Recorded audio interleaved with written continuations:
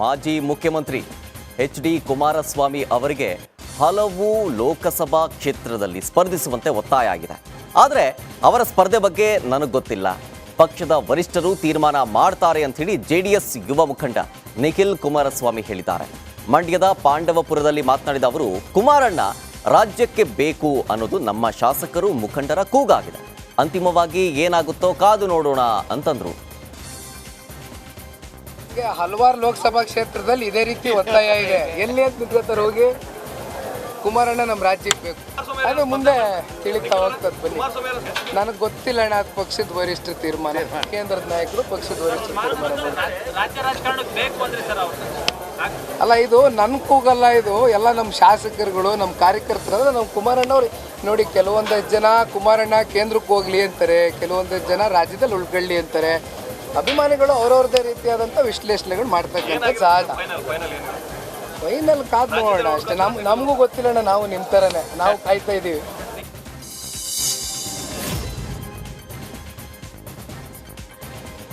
ಮಂಡ್ಯದಿಂದ ನಿಖಿಲ್ ಕುಮಾರಸ್ವಾಮಿ ಸ್ಪರ್ಧೆ ಬಗ್ಗೆ ಮಾಜಿ ಸಚಿವ ಪುಟ್ಟರಾಜು ಪ್ರತಿಕ್ರಿಯೆಯನ್ನ ಕೊಟ್ಟಿದ್ದಾರೆ. ಮಂಡ್ಯ ಜಿಲ್ಲೆಯ ನಾಯಕರು ದೇವೇಗೌಡರ ಕುಟುಂಬದಿಂದ ಸ್ಪರ್ಧೆಯಾಗಬೇಕು ಅಂತ ಒತ್ತಾಯ ಮಾಡಿದ್ದೇವೆ. ವಿಶೇಷವಾಗಿ ನಿಖಿಲ್ ಅವರೇ ಸ್ಪರ್ಧೆ ಮಾಡಬೇಕಂತ ಈಗಲೂ ನಾಳೆಯೂ ಒತ್ತಾಯ ಮಾಡ್ತೀವಿ. ಆದರೆ ಪಕ್ಷ ಏನು ತೀರ್ಮಾನ ಮಾಡುತ್ತೆ ಅದಕ್ಕೆ ನಾವೆಲ್ಲರೂ ಕೂಡ ಬದ್ಧ ಅಂತ ಹೇಳಿದ್ರು. ಕುಮಾರಣ್ಣ ಅವ್ರನ್ನ ದೇವೇಗೌಡರನ್ನ ಒತ್ತಾಯ ಮಾಡ್ತೀವಿ. ಇಲ್ಲ ನೀವಾರು ಸರಿ, ಇಲ್ಲ ಕಳೆದ ಬಾರಿ ಏನು ನಮ್ಮ ನಿಖಿಲ್ ಅವ್ರಿಗೆ ಮನಸ್ಸಿಗೆ ನಾವು ನಮ್ಮ ಜಿಲ್ಲೆ ಜನ ಎಲ್ಲೋ ಒಂದು ಕಡೆ ಹೌದು, ಕುಮಾರಣ್ಣವ್ರು ಬರಲಿ, ನಿಖಿಲ್ ಅಣ್ಣವ್ರು ಬರಲಿ, ಹೆಚ್ಚು ನಿಖಿಲ್ ಕುಮಾರಣ್ಣ ಅವ್ರನ್ನ ದೇವೇಗೌಡರನ್ನ ಒತ್ತಾಯ ಮಾಡ್ತೀವಿ. ಇಲ್ಲ ನೀವಾರು ಸರಿ, ಇಲ್ಲ ಕಳೆದ ಬಾರಿ.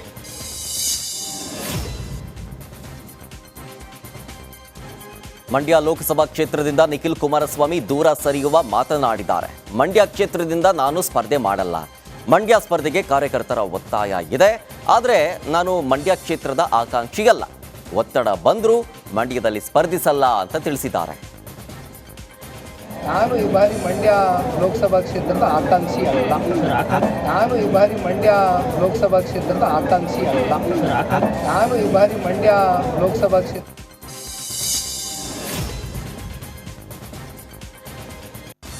ಲೋಕಸಭಾ ಚುನಾವಣೆಗೆ ಇನ್ನೇನು ಕೆಲವು ತಿಂಗಳುಗಳು ಮಾತ್ರ ಬಾಕಿ ಉಳ್ಕೊಂಡಿದೆ.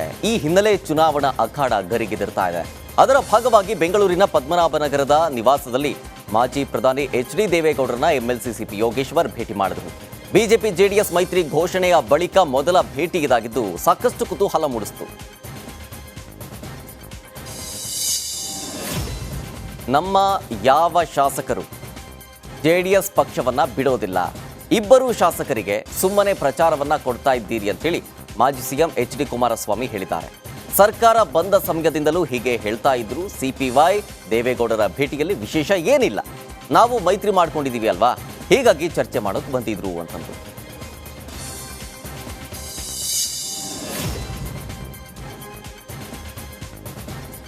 ಹಾಸನ ಟಿಕೆಟ್ ಬಿಜೆಪಿಗೆ ಸಿಗಲಿದೆ ಎಂಬ ಪ್ರೀತಂ ಗೌಡ ಹೇಳಿಕೆಗೆ ಮಾಜಿ ಸಿಎಂ ಎಚ್.ಡಿ. ಕುಮಾರಸ್ವಾಮಿ ರಿಯಾಕ್ಷನ್ ಕೊಟ್ಟರು. ಹಾಸನದಲ್ಲಿ ಮಾತನಾಡಿದ ಅವರು, ಪ್ರೀತಂ ಗೌಡಗೆ ಎಂಗೇಜು, ಮಾತಿನ ಬಿರುಸು, ಮಾತಾಡ್ತಾರೆ.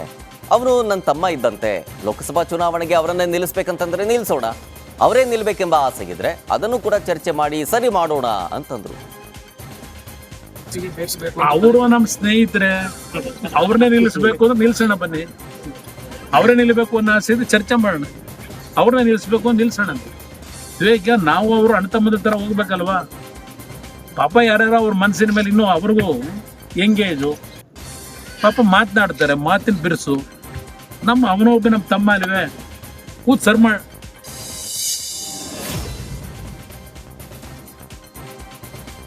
ಬಿಜೆಪಿ ಮತ್ತು ಜೆಡಿಎಸ್ ಮೈತ್ರಿಯಲ್ಲಿ ಜಟಾಪಟಿ ತಾರಕಕ್ಕೇರಿದೆ. ಪ್ರೀತಂ ಗೌಡ್ರನ್ನ ತಮ್ಮ ಅಂತ ಹೇಳಿದ ಎಚ್.ಡಿ.ಕೆ ವಿರುದ್ಧ ಸ್ವತಃ ಪ್ರೀತಂ ಗೌಡ್ರು ವಾಗ್ದಾಳಿ ನಡೆಸಿದ್ರು. 2023ರಲ್ಲಿ ಪ್ರೀತಂ ಗೌಡ್ರನ್ನ ಸೋಲಿಸಿ ಅಂತ ಹೇಳಿದ್ರು. ಈಗ ತಮ್ಮ ಅಂತ ಹೇಳ್ತಾ ಇದ್ದಾರೆ. ಮುಂದೇನು ಹೇಳ್ತಾರೋ ಅಂತ ಹೇಳಿದ್ರು. ನನ್ನ ಸ್ಪರ್ಧೆ ರಾಷ್ಟ್ರೀಯ ಅಧ್ಯಕ್ಷರು ರಾಜ್ಯಾಧ್ಯಕ್ಷರ ತೀರ್ಮಾನ ಅಂತ ಹೇಳಿ ವಾಗ್ದಾಳಿ ನಡೆಸಿದ್ರು. 23ರಲ್ಲಿ ಪ್ರೀತಂ ಗೌಡನ್ ಸೋಲ್ಸಿ ಅಂತ ಹೇಳಿದ್ರು. ಸೋಲ್ಸಿ ಅಂತ ಹೇಳಿದಾಗಲೂ ಜನ 78,000 ಓಟ್ ಹಾಕಿದ್ದಾರೆ. ಗೆಲ್ಸಿ ಅಂದಿದ್ದ ಪಕ್ಷ ಅವರು ಶಕ್ತಿವಂತರಿದ್ದಾರೆ, ಪಾಪ 84,000 ಓಟ್ ಹಾಕಿದ್ದಾರೆ. ಆ 84,000ದಲ್ಲಿ 44,000 ಎಲ್ಲಿ ಕಳೆದೋಗಿದೆ ಅನ್ನೋದು ನೀವು ಫಸ್ಟ್ ಹುಡ್ಕೊಬಿಟ್ರೆ ಅದಾದ್ಮೇಲೆ ಪ್ರೀತಮ್ ಗೌಡ ಬಿರ್ಸಾಗಿ ಮಾತಾಡ್ತಾರೆ, ಯುವಕರು ಅದೆಲ್ಲ ಆಮೇಲೆ ಮಾತನಾಡೋಣ. ಅಷ್ಟು ಯಾವ ರೀತಿಯಾಗಿ ಪ್ರೀತಮ್ ಗೌಡನ 23ರಲ್ಲಿ ಸೋಲ್ಸಿ ಅಂತ ಹೇಳಿದ್ರು, ಈಗ 24ರಲ್ಲಿ ತಮ್ಮ ಅಂತ ಹೇಳ್ತಿದ್ದಾರೆ, 28ರಲ್ಲಿ ಏನಂತಾರೆ ಅನ್ನೋದು ಒಂದು ಕ್ಲಾರಿಟಿ ಸಿಕ್ಕಿದ್ರೆ ಆಮೇಲೆ ಉಳಿದಿದ್ದೆಲ್ಲ ಚರ್ಚೆ ಮಾಡೋಣ.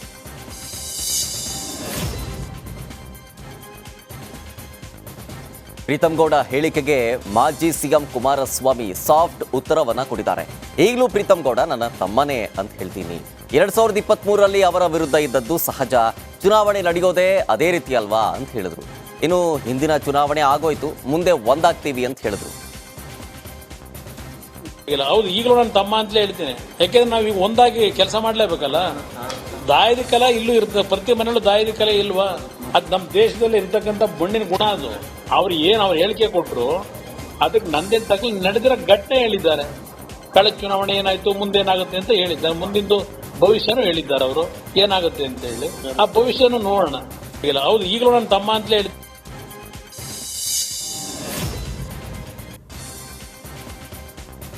ಮಾಜಿ ಮುಖ್ಯಮಂತ್ರಿ ಬಿಎಸ್ ಯಡಿಯೂರಪ್ಪ ಫ್ಯಾಮಿಲಿ ವಿರುದ್ಧ ಶಾಸಕ ಬಸನಗೌಡ ಪಾಟೀಲ್ ಯತ್ನಾಳ್ ಮತ್ತೆ ಸಿಡಿದೇಳ್ತಾ ಇದ್ದಾರೆ.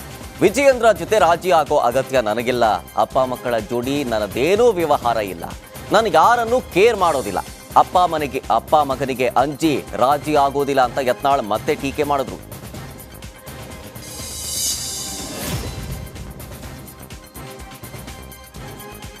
ಬಿಜೆಪಿ ಶಾಸಕಾಂಗ ಸಭೆಯಲ್ಲೂ ಶಾಸಕ ಬಸನಗೌಡ ಪಾಟೀಲ್ ಯತ್ನಾಳ್ ವಿರುದ್ಧ ಕ್ರಮಕ್ಕೆ ಒತ್ತಾಯ ಕೇಳಿಬಂತು. ಶಾಸಕ ಯತ್ನಾಳ್ ಹೇಳಿಕೆಯಿಂದ ಪಕ್ಷಕ್ಕೆ ಮುಜುಗರ ತರೋದರ ಜೊತೆಗೆ ಕಾಂಗ್ರೆಸ್ ನಾಯಕರ ಬಾಯಿಗೆ ಆಹಾರವಾಗ್ತಾ ಇದೆ. ಮೊದಲು ಬಸವನಗೌಡ ಪಾಟೀಲ್ ಯತ್ನಾಳ್ ಬಾಯಿಗೆ ಬೀಗ ಹಾಕಬೇಕಂತ ಬಿಜೆಪಿ ರಾಜ್ಯಾಧ್ಯಕ್ಷ ಬಿವೈ ವಿಜಯೇಂದ್ರ ಮತ್ತು ವಿಪಕ್ಷ ನಾಯಕ ಆರ್ ಅಶೋಕ್ಗೆ ಆಗ್ರಹಿಸಲಾಯಿತು. ಇದರ ಜೊತೆಗೆ ದೇಶ ವಿಭಜನೆ ಹೇಳಿಕೆ ನೀಡಿದ ಶಾಸಕ ವಿನಯ್ ಕುಲಕರ್ಣಿ ವಿರುದ್ಧ ಕ್ರಮಕ್ಕೆ ಆಗ್ರಹಿಸಲಾಯಿತು. ದೇಶ ವಿಭಜನೆ ಹೇಳಿಕೆ ಕುರಿತು ಉಭಯ ಸದನದಲ್ಲಿ ಇಡೀ ಸರ್ಕಾರವನ್ನೇ ತರಾಟೆಗೆ ತೆಗೆದುಕೊಳ್ಳೋದಕ್ಕೆ ತೀರ್ಮಾನಿಸಲಾಯಿತು. ಆ ಮೂಲಕ ವಿಧಾನಮಂಡಲದ ಸದನವನ್ನ ಸರ್ಕಾರವನ್ನ ಕಟ್ಟಿ ಹಾಕೋದಕ್ಕೆ ನಿರ್ಣಯವನ್ನ ಕೈಗೊಳ್ಳಲಾಯಿತು.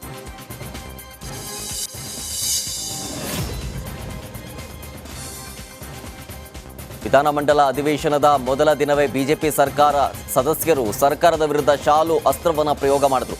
ಕೇಸರಿ ಶಾಲನ್ನ ಧರಿಸಿಕೊಂಡೇ ಕಲಾಪಕ್ಕೆ ಹಾಜರಾದ ಬಿಜೆಪಿ ಶಾಸಕರು ಉಭಯ ಸದನದಲ್ಲಿ ಜೈ ಶ್ರೀರಾಮ್ ಅನ್ನುವಂತಹ ಘೋಷಣೆಯನ್ನು ಕೂಗಿದ್ರು. ಆ ಮೂಲಕ ಕಾಂಗ್ರೆಸ್ ಸರ್ಕಾರವನ್ನು ಕಟ್ಟಿ ಹಾಕೋ ಪ್ರಯತ್ನಕ್ಕೆ ಕೈ ಹಾಕಲಾಯಿತು. ಇನ್ನು ಬಿಜೆಪಿ ಸದಸ್ಯರ ಈ ನಡೆಯೂ ಸಾಕಷ್ಟು ಚರ್ಚೆಗೆ ಗ್ರಾಸ ಆಯಿತು. ಕೇಸರಿ ಶಾಲು ಮತ್ತು ಜೈ ಶ್ರೀರಾಮ್ ಅನ್ನೋ ಘೋಷಣೆ ಬಿಜೆಪಿಗಷ್ಟೇ ಸೀಮಿತವೇ ಅಂತ ಹೇಳಿ ಕಾಂಗ್ರೆಸ್ ನಾಯಕರು ತಿರುಗೇಟು ಕೊಡೋದಕ್ಕೆ ಮುಂದಾದರು.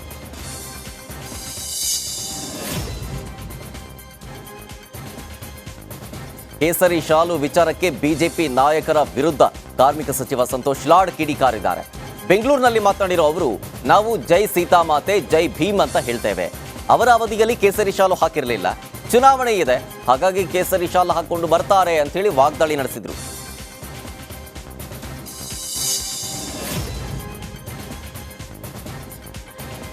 ಬಿಜೆಪಿ ಸದಸ್ಯರಿಂದ ಸದನದಲ್ಲಿ ಜೈ ಶ್ರೀರಾಮ್ ಘೋಷಣೆ ವಿಚಾರವಾಗಿ ಸಚಿವ ಎಂಬಿ ಪಾಟೀಲ್ ಪ್ರತಿಕ್ರಿಯೆಯನ್ನು ಕೊಟ್ಟರು. ನಾವು ಜೈ ಬಸವಣ್ಣ ಅಂತೀವಿ, ಜೈ ವಾಲ್ಮೀಕಿ ಅಂತೀವಿ, ಜೈ ಭೀಮ್ ಅಂತೀವಿ, ಜೈ ಶ್ರೀರಾಮ ಅಂತೀವಿ. ನಾವು ಬಸವಣ್ಣನವರನ್ನ ಸಾಂಸ್ಕೃತಿಕ ನಾಯಕರನ್ನಾಗಿ ಮಾಡಿದ್ದೇವೆ. ನಾವು ಬಸವಣ್ಣನವರ ಸಿದ್ಧಾಂತ ತತ್ವದಲ್ಲಿ ನಂಬಿಕೆ ಇಟ್ಕೊಂಡವರು. ಕೇಸರಿ ಶಾಲು ಅವರ ಸ್ವತ್ತಲ್ಲ ಅಂತ ಬಿಜೆಪಿ ವಿರುದ್ಧ ಪಾಟೀಲ್ ಆಕ್ರೋಶವನ್ನ ಹೊರಹಾಕಿದ್ರು. ನಮ್ಮ ಮಠದಲ್ಲಿ ಕೇಸರಿ ಶಾಲನ್ನ ಬಳಸ್ತೀವಿ, ನಾವು ಪೂಜೆ ಮಾಡುವಾಗ ಕೇಸರಿ ಶಾಲನ್ನ ಬಳಸ್ತೀವಿ ಅಂತ ಹೇಳಿದ್ರು.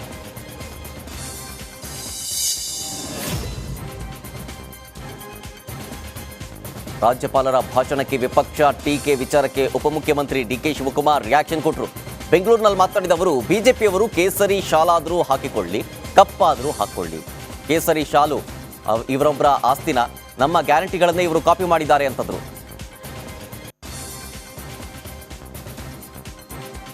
ಇನ್ನು ಬಿಜೆಪಿಯವ್ರ ಪಾಪ ಹೇಳ್ಬೇಕಲ್ಲ, ಅವರು ಈಗ ರಾಮನ ಹೆಸರಲ್ಲಿ ಓಟ್ ತೊಗೊಳಕ್ ಹೋಯ್ದೆ. ರಾಮ ಅವ್ರ ಮನೆ ಆಸ್ತಿನ ಇಲ್ಲಿ ಅವ್ರು ಏನೇನು ಬೇಕೋ ಪಾಪ ಆಡಲಿ, ಅವರೆಲ್ಲ ಬಣ್ಣ ಗಿಣ್ಣ ಹಾಕೊಳ್ಳಿ, ಹೊಸ ಬಣ್ಣ ಹಾಕೊಳ್ಳಿ. ನಾವೇನು ರಾಮ ನಮ್ಮ ಆಸ್ತಿ ಅಲ್ವಾ, ಹಿಂದೂ ನಮ್ಮ ಧರ್ಮ ಅಲ್ವಾ, ಆಂಜನೇಯ ರಾಮನ ಭಕ್ತ. ನಾವು ಇಲ್ಲಿ ಕಟ್ಟಿಲ್ವಾ, ಇಲ್ಲಿ ನಾವು ಕೆಂಗಲ್ ಮಂದಿ ಕಟ್ಟಿಸಿಲ್ವಾ? ಇನ್ನು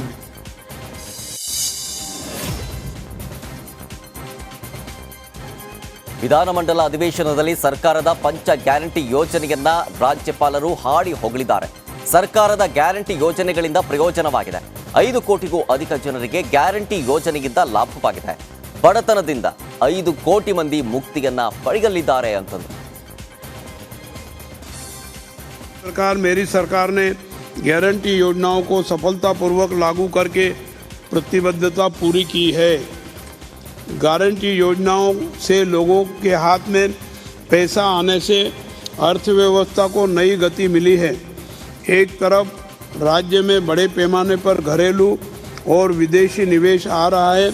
इन 8 महीनों में राज्य में 77,000 करोड़ रुपए से ज़्यादा का निवेश आया है। दूसरी ओर गारंटी योजनाओं के कारण लोगों में क्रय शक्ति का नया संचय होने से आर्थिक गतिविधियों में तेजी आ रही है। इस प्रकार मेरी सरकार ने गारंटी योजनाओं को सफलतापूर्वक लागू करके प्रतिबद्धता पूरी की है।